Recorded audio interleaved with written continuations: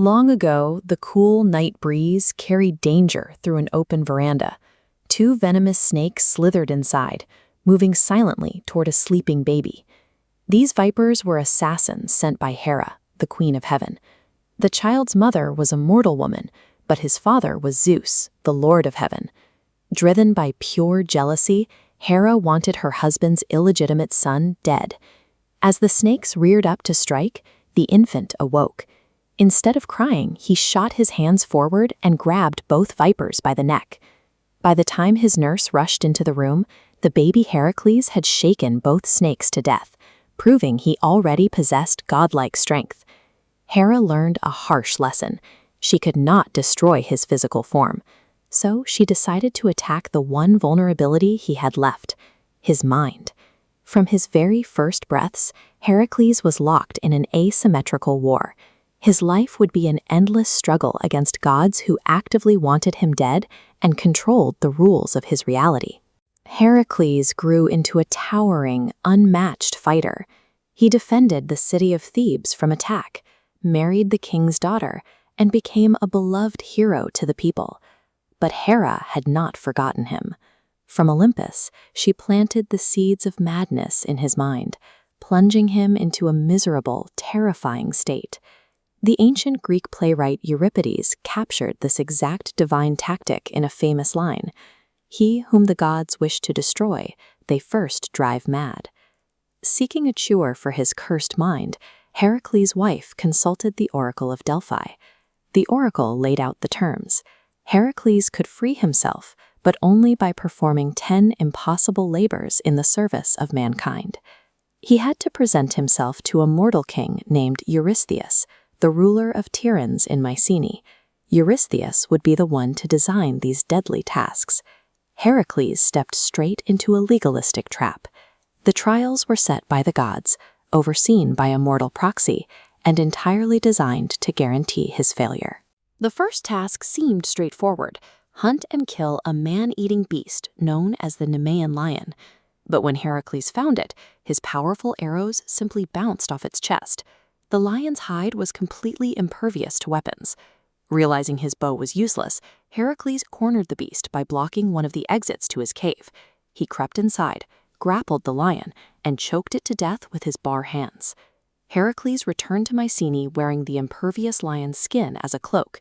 He looked so terrifying that King Eurystheus hid inside a giant bronze jug. From that day on, the terrified king forbade Heracles from entering the city walls, forcing him to display his trophies outside. Safe in his tower, the king assigned a second trial, the Lernaean Hydra.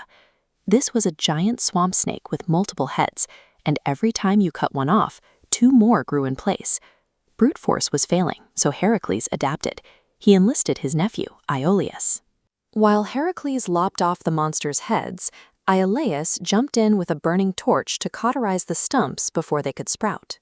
Up in heaven, Hera saw Heracles winning and decided to break the rules of engagement.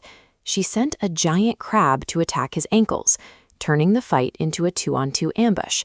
Heracles and Iolaus fought back-to-back and eventually crushed both beasts. But when Heracles reported his victory, Eurystheus smiled. He ruled that because Heracles had helped from his nephew, the labor didn't count. The cure was a sham. The game was rigged. Knowing his enemies were moving the goalposts, Heracles started using diplomacy. For his third task, he spent a full year tracking the golden-horned Ceryneian hind. Because it was the sacred deer of Artemis, he didn't shoot it. Instead, he negotiated a compromise with Artemis and Apollo to capture the deer alive without incurring divine wrath. He kept refining his tactics. He captured the terrifying Erymanthian boar by backing it into a hollow and knocking it out with a rock. Then, he flushed a flock of man-eating Stymphalian birds out the reeds using a pair of noisy castanets borrowed from the goddess Athena, shooting them down once they took flight. Frustrated by his success, Eurystheus designed a completely different kind of trap for the fifth labor. He ordered Heracles to clean out the Augean stables in a single day. It was a deliberately disgusting task, meant to humiliate the son of Zeus by drowning him in years of accumulated cattle dung. This map illustrates his solution. Heracles dug trenches diverting 2 rivers, forcing rushing water straight through the stables. Because this was a massive public works project, Heracles demanded payment. Augeas agreed, compensating him with part of his cattle herd. But Eurystheus was waiting. When his spies reported the payment, he instantly invalidated the labor. He declared that Heracles was ordered to work for free, turning a genius engineering triumph into a bureaucratic failure. Heracles had survived 6 deadly, impossible encounters.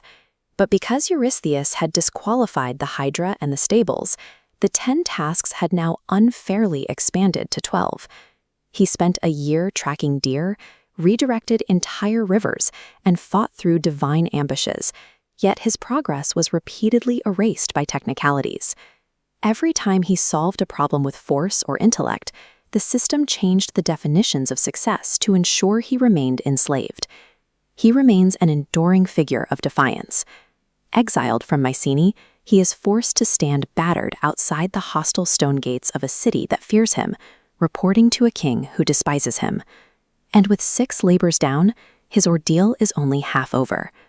As he turns his gaze toward the horizon, he knows the most terrifying monsters are still waiting. Heracles forces his way through a rigged system, built specifically to bury him, outlasting a bureaucracy far more dangerous than any immortal beast.